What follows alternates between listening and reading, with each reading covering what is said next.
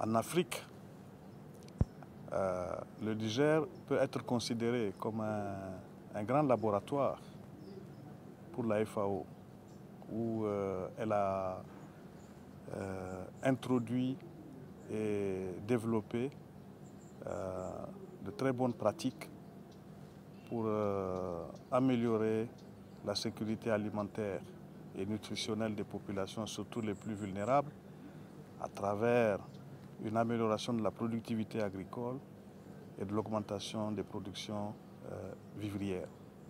Alors, comme vous le savez, le Niger a été le berceau de plusieurs pratiques et innovations primées à l'échelle internationale. Et je cite les boutiques d'intrants, les clubs d'écoute, les champs écoles paysans et l'approche copiquité.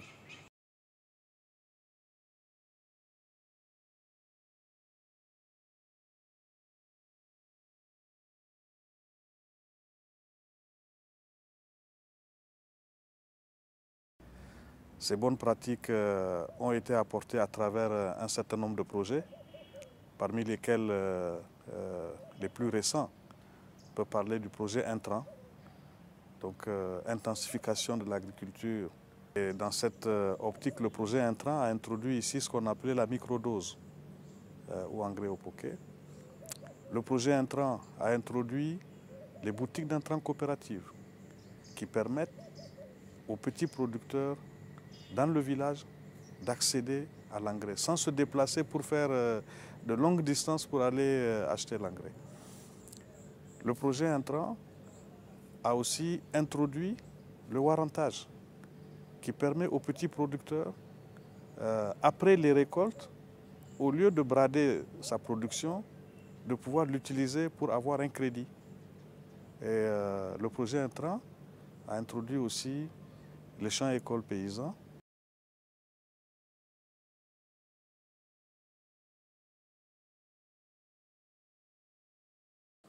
Avec ce fonds de garantie, nous pensons accéder à un crédit pour faire notre embauche ovine, bovine comme il le faut, pour payer nos ovins et le bovin et acheter aussi le son, les élever et les revendre pour gagner quelque chose pour nos enfants.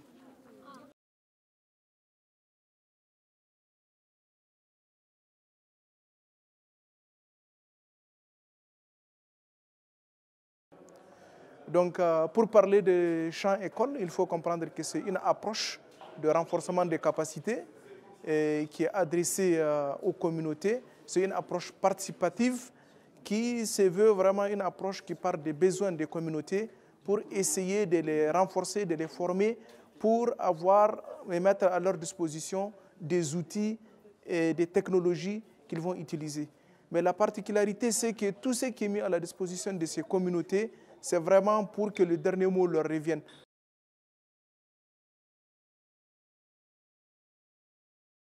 Les champs écoles agro-pastoraux tiennent compte de la mobilité parce que l'agro-pastoralisme, par exemple, c'est la transhumance. Mais la transhumance d'un point à un autre, mais avec retour au même point. Maintenant, pour les nomades, c'est ça l'itinérance. Donc, on peut aller d'un point à un autre, mais ce n'est pas sûr qu'on revient au point de départ. Mais champ école pastorale, ça reste encore quelque chose à fouilleter, à affiner. La FAO a mis en place à peu près de 400 boutiques d'intrants au Niger. Malheureusement, une évaluation a été faite, ces boutiques d'intrants sont mal gérées. D'habitude, les gens qu'on met en place pour gérer ne gèrent pas bien. Ils dépensent l'argent pour autre chose. Oui, c'est ça l'évaluation. Plus de 50% des boutiques d'intrants mis en place par Yarbic ou bien le projet intrant ne marche pas. Tant que le groupement n'est pas dynamique, il n'y a pas de réunion régulière pour que le comité de gestion rende compte aux membres, c'est toujours difficile.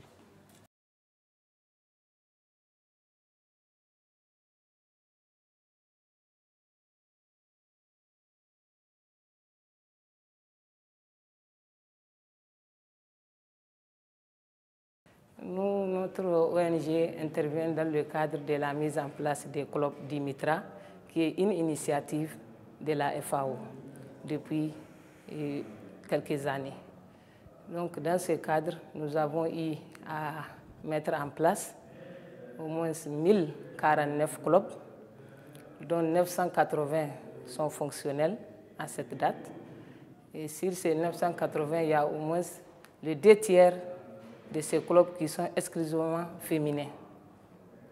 Et les clubs couvrent 27 communes à travers 5 régions sur les 8 que compte notre pays.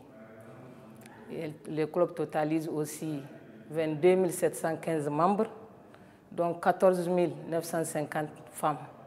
À part l'appui financier pour la mise en place de ces clubs, nous avons aussi l'appui technique de la FAO Rome qui nous appuie dans le cadre de la communication participative et les genres pour mieux encadrer les clubs d'écoute sur le terrain.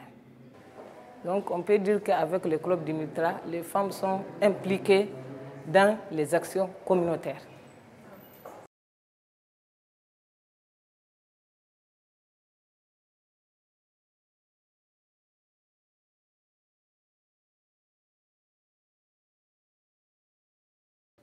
Et c'est dans ce cadre que la FAO a eu à appuyer les fédérations des organisations paysannes pour améliorer la loi sur la politique agricole. Et aussi, la FAO a mis à la disposition de ces fédérations un fonds de garantie au niveau des banques pour que ces fédérations aient des facilités pour accéder au crédit pour investir dans l'agriculture. Nous faisons partie des 8 fédérations choisies par la FAO pour bénéficier de cet appui-là, qui est le fonds de garantie. Et compte tenu de nos moyens, la FAO a jugé utile de nous appuyer, n'est-ce pas, à travers ce fonds au niveau de la banque pour nous permettre d'accéder au crédit. Comme vous savez, les banques sont très réticentes pour donner de crédit aux organisations paysannes. Donc c'est les raisons qui ont poussé la FAO à nous garantir au niveau de ces banques-là, afin que ces banques puissent nous donner des crédits bonifiés.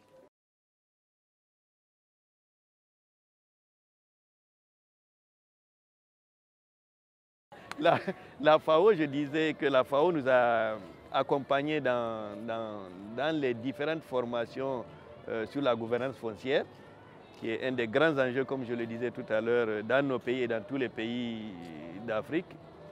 La FAO nous a accompagnés aussi dans la formulation même de la loi d'orientation agricole. Parce qu'il fallait qu'on comprenne ce que c'est une loi d'orientation agricole, pour qu'on puisse amender le document que l'État du Niger a mis à notre disposition. Donc, en plus de ces 2 aspects, la FAO, à travers COP-ECTI, effectivement, nous a permis d'améliorer notre réseau au sein des organisations paysannes même, et d'avoir une vue plus claire sur les différentes politiques genre au niveau de nos organisations paysannes.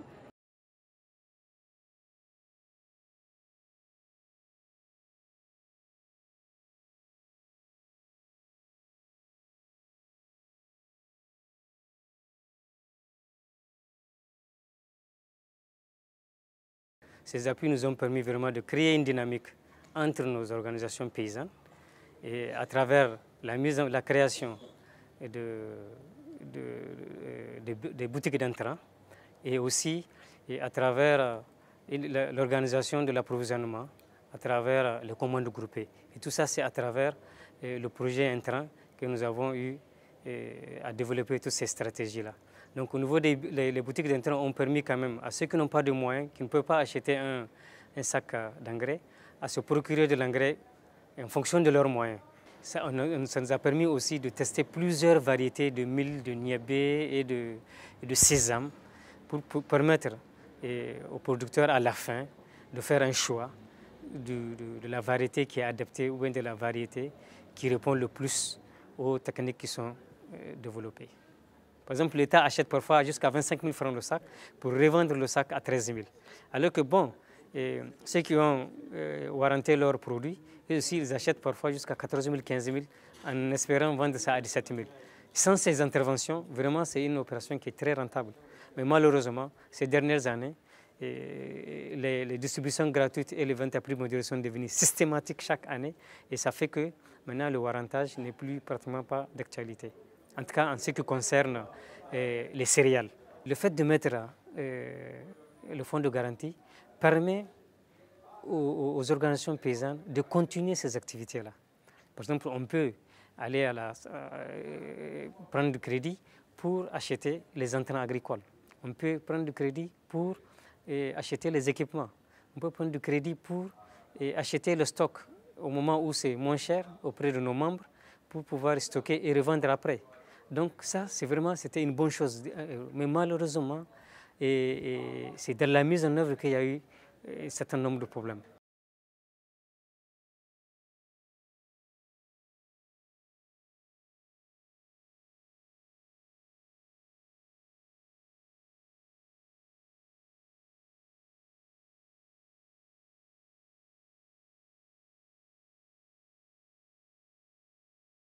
Donc le programme d'urgence de la FAO vise essentiellement donc, à aider ces populations à renouer avec l'activité de production, qu'il s'agisse de l'agriculture, de l'élevage ou autre.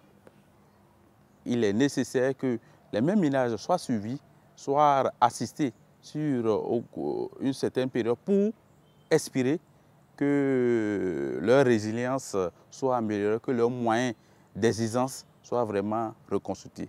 Or, il y a actuellement des contraintes de mobilisation de ressources financières. Nous intervenons auprès des ménages vulnérables, ou bien les ménages qui sont victimes des crises par la mise à disposition de semences de qualité pour leur permettre donc, de renouer avec l'activité de production. Il y a des opérations de distribution donc, de chèvres et d'aliments pour bétail pour les ménages d'éleveurs qui ont connu des déficits fourragers et de l'appui en matière de récapitalisation du cheptel. Donc pour résumer, je dirais, il y a le défi de la coordination parce qu'il y a plusieurs acteurs qui interviennent et qui sont opérationnels sur le terrain. Donc il faut bien coordonner, savoir qui fait quoi où, et éviter les duplications et faire en sorte qu'il y ait une synergie d'action. Et l'autre défi aussi, c'est la mobilisation des ressources. Parce que pour aider les personnes victimes de crises à se sortir d'affaires, il est nécessaire de les assister sur une longue période, de mettre en œuvre des stratégies qui leur permettent donc, à l'issue d'une série d'interventions, d'améliorer durablement leur résilience.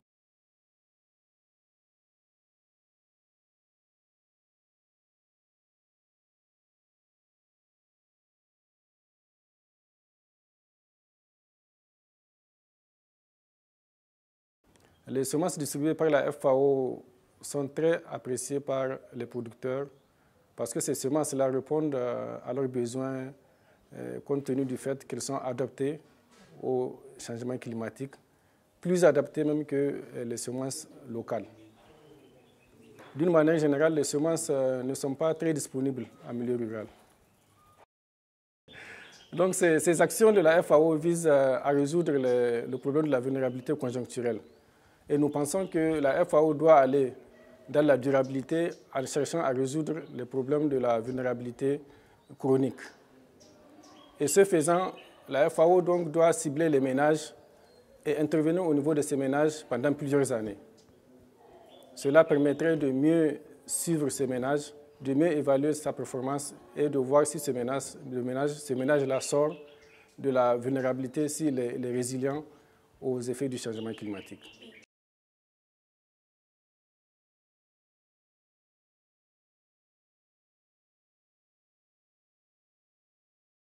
Les ménages qui sont victimes donc, des crises pour les sortir de leur situation de pauvreté, il y a des interventions plus ou moins à long terme qui doivent être menées au niveau des mêmes bénéficiaires pour que leur résilience puisse vraiment être améliorée, ce qui nécessite des ressources importantes.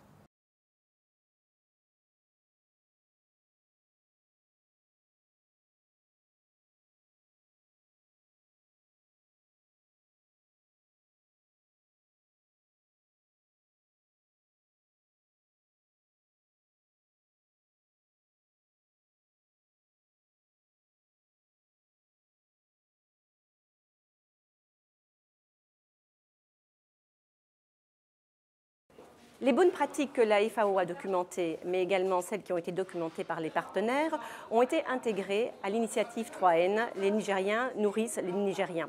Et donc, l'avantage du travail que nous avons fait, de capitalisation, c'était non seulement d'identifier les pratiques, mais de pouvoir aussi les analyser, les documenter, les partager.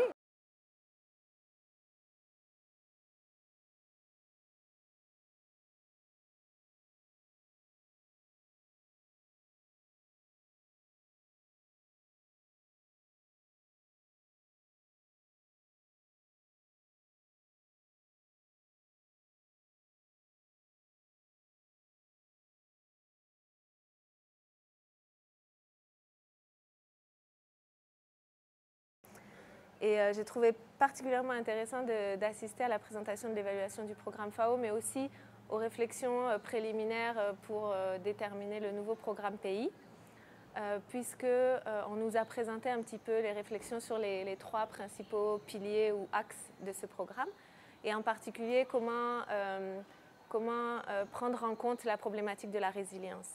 Mais la résilience amène beaucoup plus que ça. La résilience est très intéressante dans ce que ça peut amener dans la manière de faire le développement différent. Donc dans le contexte du Niger, il semble que la résilience a beaucoup à apporter à la manière dont on travaille dans le domaine du développement, dans le domaine des productions, beaucoup plus que de vouloir rattacher ça uniquement aux urgences. La question c'est comment est-ce qu'on s'intéresse aux vulnérabilités chroniques, celles qui ne s'expriment pas seulement en temps de crise. Et ça doit vraiment concerner les efforts de développement, les efforts long terme, et ça doit être vraiment une manière de donner beaucoup plus d'importance à la protection sociale, à la prévention de la malnutrition, à la bonne compréhension de quelles sont les contraintes qui empêchent les plus vulnérables finalement de profiter des bénéfices du développement.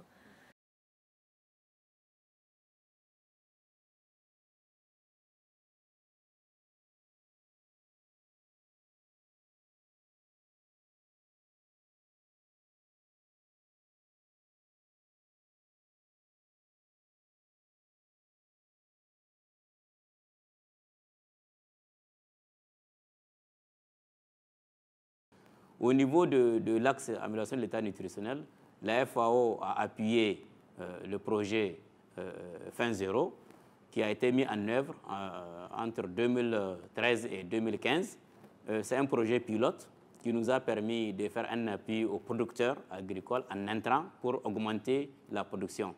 Maintenant, nous sommes en train de travailler avec la FAO pour, dans le cadre des autres actions de renforcement, comme la maison du paysan, qui est un centre de service où on trouve l'approvisionnement en entrant, le magasin de céréales, les magasins vétérinaires, d'intrants vétérinaires et la radio rurale, pour que les interventions soient mises à l'échelle dans les années prochaines.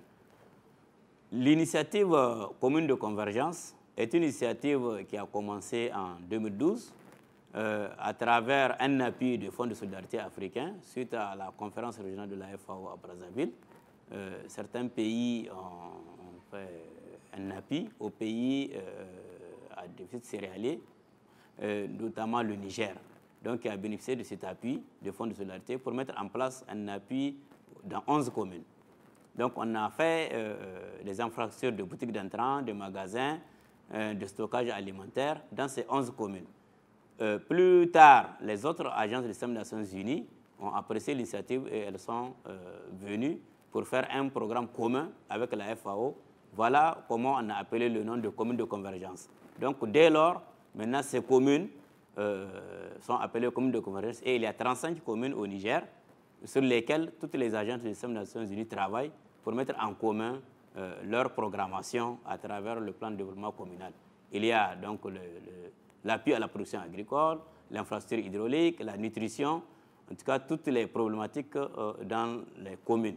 Donc aujourd'hui, l'appui consiste à mettre en place un plan d'action commun des agences dans la commune, qu'on appelle plan d'action annuel de la commune. Voilà, sur les 35 communes de convergence, 23 ont leur plan d'action annuel communaux. Maintenant, il reste 13 sur lesquels nous sommes en train de travailler. Mais cela ne suffit pas. Il faut mettre à l'échelle parce que le Niger a 255 communes rurales Donc, il faut travailler sur la mise à l'échelle de tous les produits qui ont été développés dans ces communes de convergence. L'approche fin zéro a commencé au Niger suite à la visite du directeur général de la FAO en 2012 qui a lancé l'initiative. Et nous avons, à cette période, envoyé une équipe du Niger qui est partie voir l'expérience brésilienne. À leur retour, nous avons mis en place un programme qu'on a appelé PAA, Programme d'achat alimentaire pour le Niger. C'est un programme financé à travers la FAO par le gouvernement brésilien. Et nous avons mis en œuvre ce programme pendant 3 ans, de 2012 à 2015. Le rôle de la FAO, c'est d'appuyer les producteurs en intrants agricoles, appuyer les recherches pour les innovations technologiques et en collaboration avec le PAM, la production, le surplus de production est acheté pour mettre dans les cantines scolaires. Suite au succès qu'on a enregistré dans le cadre de ce projet, dans plus de 10 communes du Niger, dans 2 régions, nous avons maintenant élaboré une stratégie pour rendre opérationnelle cette expérience qu'on a faite avec la FAO sur le projet Fin Zéro et pour faire de ça une stratégie du Niger qu'on a appelée stratégie d'achat locaux des aliments auprès des petits producteurs.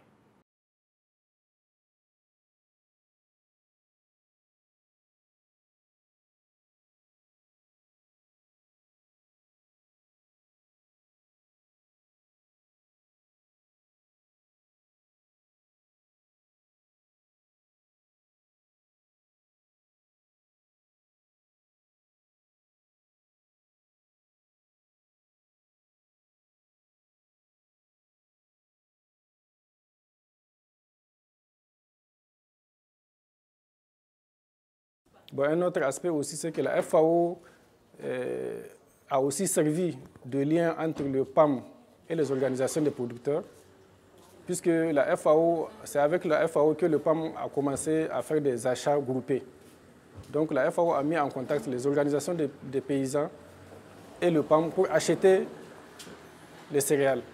Maintenant, le PAM distribue au niveau des populations vulnérables en termes de cash for work ou bien au niveau des cantines scolaires. Je pense vraiment qu'au Niger, sur tous nos programmes intégrés dans notre programme de résilience, donc de vraiment récupération des terres, etc., le PAM fait tous les travaux à haute intensité de main-d'œuvre, mais c'est la FAO qui apporte tout le support technique et pour la mise en valeur des terres et pour le support technique aux agriculteurs. C'est eux qui fournissent les intrants, c'est eux qui travaillent avec les populations pour avoir des pépinières et pouvoir planter, reboiser des plateaux.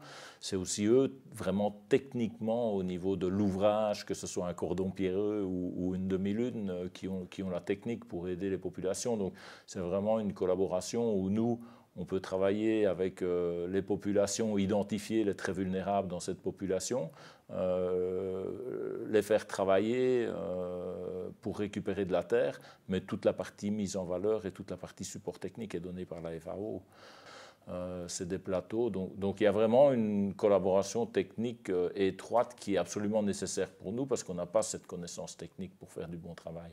Toute cette approche intégrée qui part d'une mobilisation communautaire importante avec les communautés, et là on le fait aussi avec la FAO et le PAM, même si on essaye que ce soit les autorités locales qui soient vues comme les personnes qui font la mobilisation communautaire, mais c'est nous qui faisons le travail technique derrière.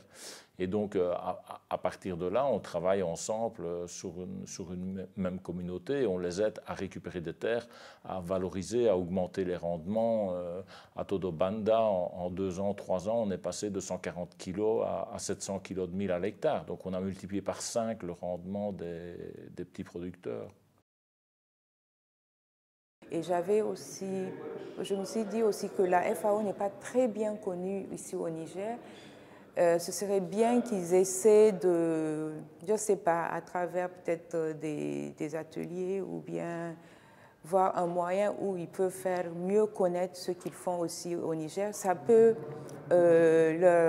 renforcer leur partenariat, c'est-à-dire qu'ils peuvent avoir d'autres bailleurs aussi augmenter peut-être leurs ressources, parce que si les bailleurs savent ce que la FAO fait, et aussi si certaines ONG savent ce que la FAO fait, ils pourront aussi se joindre pour faire des projets ensemble, quoi. Donc, sur ce point, je pense que vraiment, ils devront faire aussi un petit effort. Oui.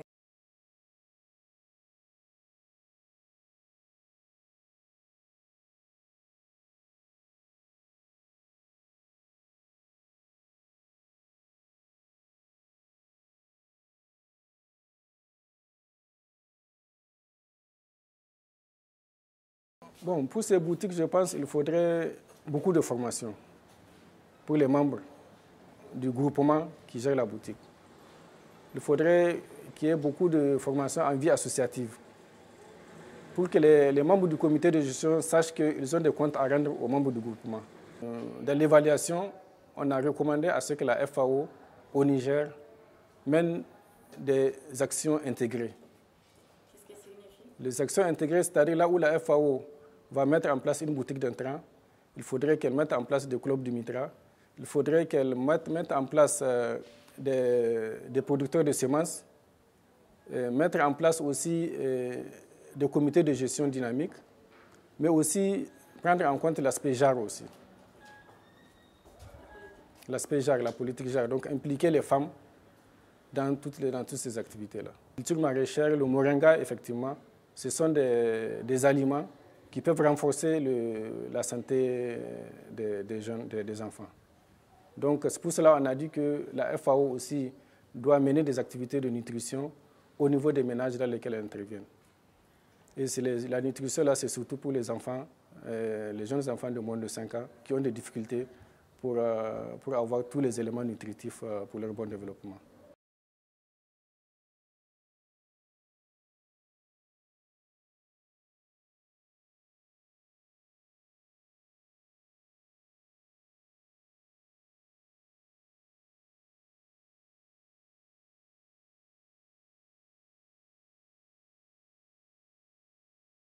La nutrition est un problème ici au Niger.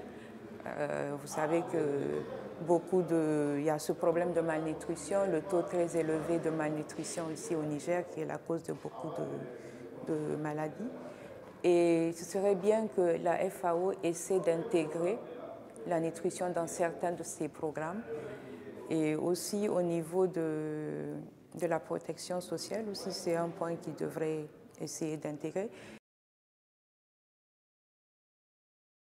La FAO devra renforcer son appui à l'élevage parce que les éleveurs ici au Niger ont vraiment beaucoup de problèmes.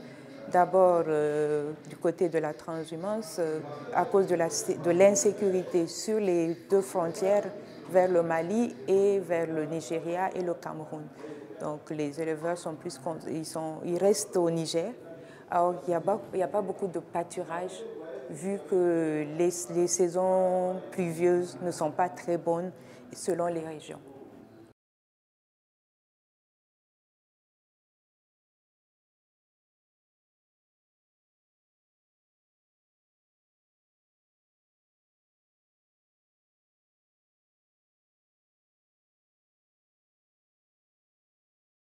Et il faut dire que la FAO au Niger a une grande expérience sur des pratiques innovantes, et notamment à travers certains projets comme IRBIC.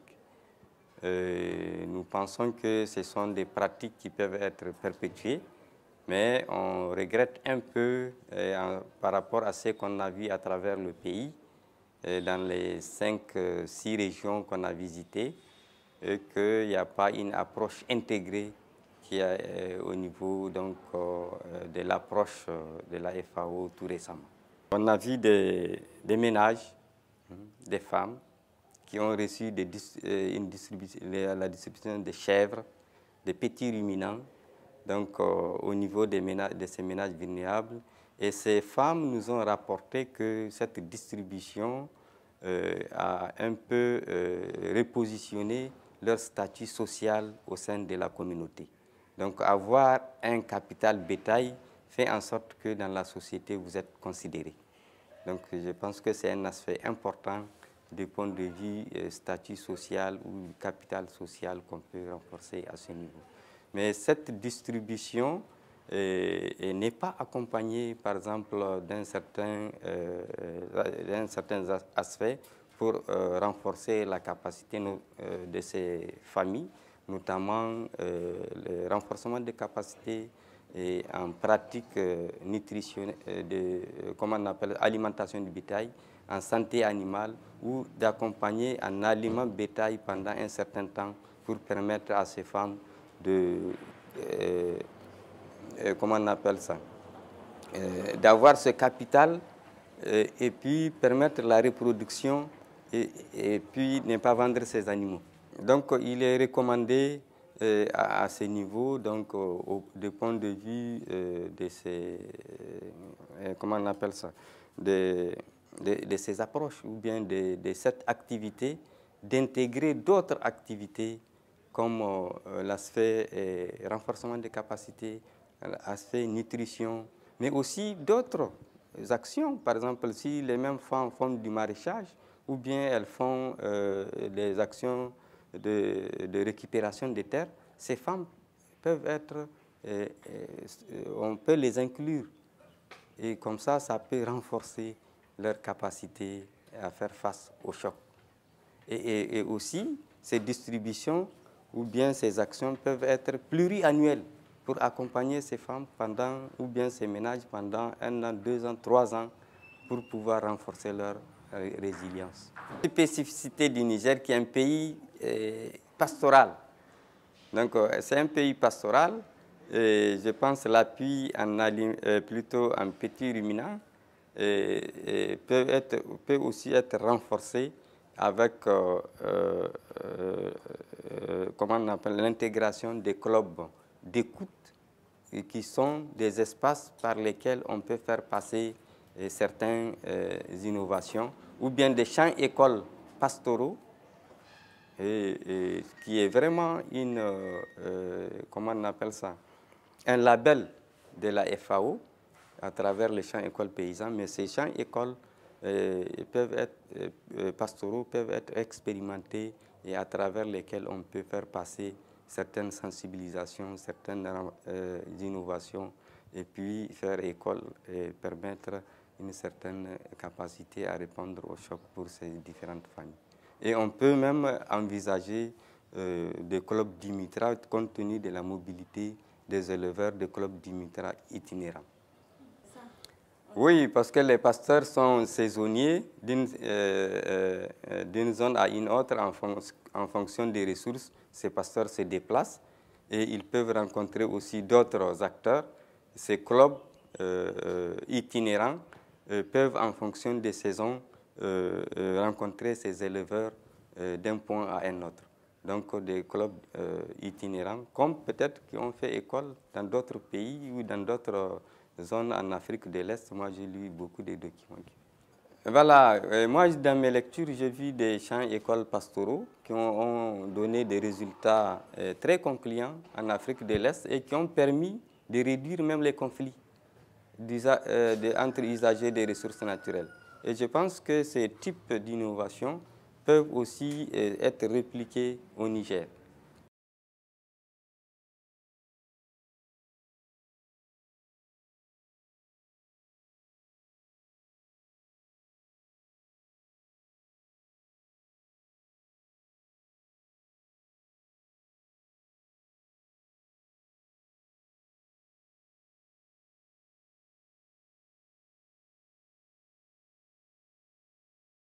Alors, ce que j'espère, et donc maintenant nous allons faire un atelier de capitalisation avec tous ces partenaires, quelques années après avoir fait ce premier travail, et c'est de l'intégrer maintenant dans le programme pays qui est mis en place à partir de 2017. Donc, travailler ensemble, en synergie, au sein de la FAO, mais également avec les partenaires. Quand on sait que ça marche, il faut poursuivre et continuer et mettre à l'échelle. L'évaluation du programme Pays Niger 2011-2015 a été très utile et vient à point nommé au moment où nous préparons avec la partie gouvernementale le nouveau CPP 2017-2020. Alors, une des recommandations qui ressort aussi de cette évaluation, c'est de réfléchir davantage à intégrer ces bonnes pratiques en des programmes structurants et mobilisateurs et d'accorder plus d'attention aux effets de changement climatique.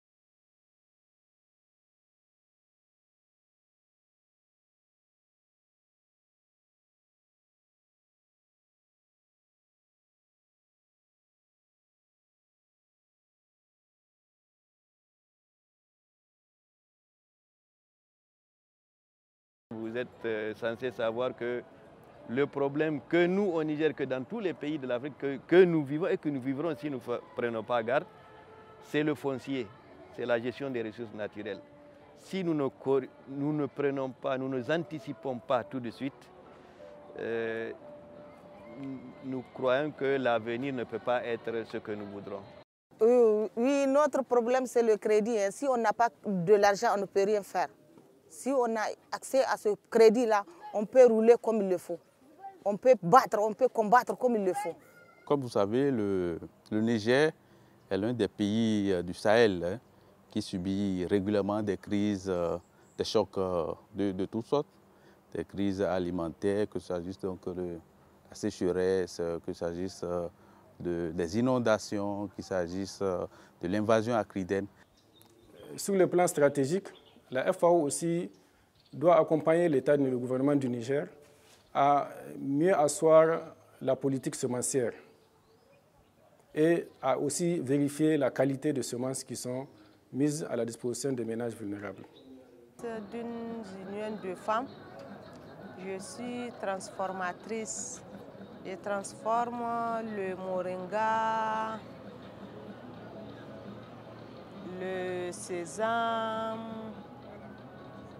et je transporte un peu qu'on fait